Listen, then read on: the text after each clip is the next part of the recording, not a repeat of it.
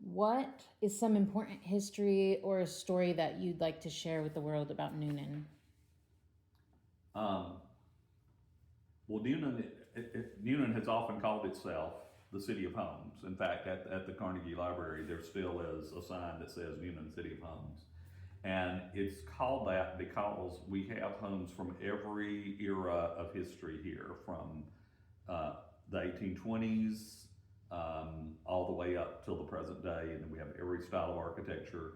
We have several National Register historic districts that are all we have several that are centered basically around downtown. Downtown is a district, and then the residential neighborhoods going around the districts.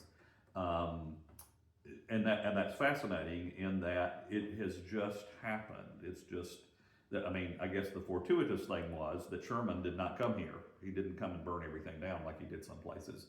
But really, beyond that, it's just been that people love these old houses, love these neighborhoods, and really, these houses all stand because people have spent a lot of their own personal money to buy them, maintain them, restore them. And by and large, they have been really restored, not botched. There are a few examples of botched, but mostly they've been done by people who had some sensitivity to what the house was and what it should be. So I love that about Newnan. I do think it is a place of homes. I think about, if you look in the Newnan Times Herald Centennial magazine, in the back there are pictures of homes, including some homes which at that time were new. And I thought, yeah, that's part of the story too, that it continues to be a place. And of course, since 1965, when that magazine was put out, the city and the county have just grown tremendously. And of course, there are a lot more homes. When I came back here to work in 1982, the population was, I think, just under 40,000. And now it's like 150,000, wow. 160,000 in the county. And the city has grown a lot, but part of that is the city has expanded its city limits out into areas that when I first came here, we would never have thought of as part of Newnan, but they are now. So I like those. I think too, when we think about history, just interesting history, I am a history nut. I don't know anybody tell you that ahead of time, but that's me. There's several interesting stories about Newnan. Lena Horne, the entertainer's family, is from here. I think it's her great grandmother, maybe two greats. Her name was Sinai Reynolds, and she was a servant of the Reynolds family, and then later another family, maybe the Calhouns. Anyway, she sold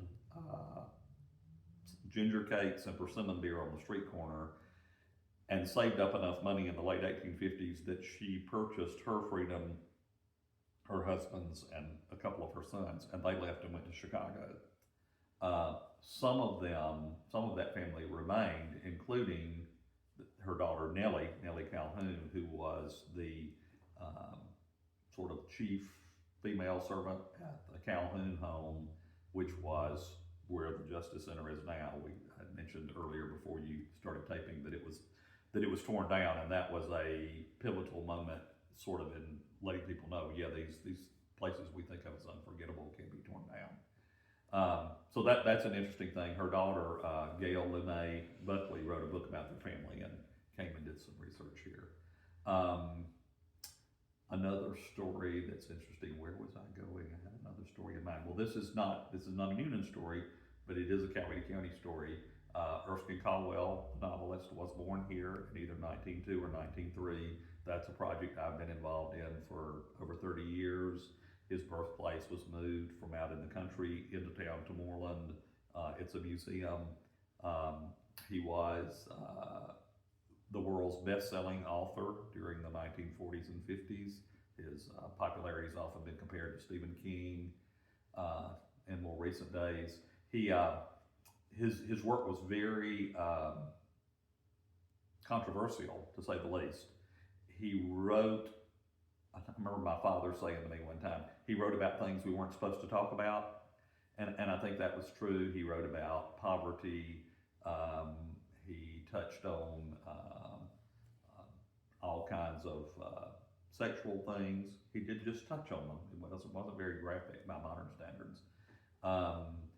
and there were people who he was often reviled in the South, but he was a very skilled writer and wrote some wonderful books. I've read lots and lots of Caldwell's books. I met him once in 1982. He was writer in residence at the libraries in Cobb County. I went up to talk to him, met him and his wife Virginia, and they said they had been down here and they found the church, but they couldn't find the house. And I said, well, if you're down here again, let me know. I'll be glad to show you where the house is. And he never made it back, but she did. She's been here. She was here several times before she passed away and became a very dear friend.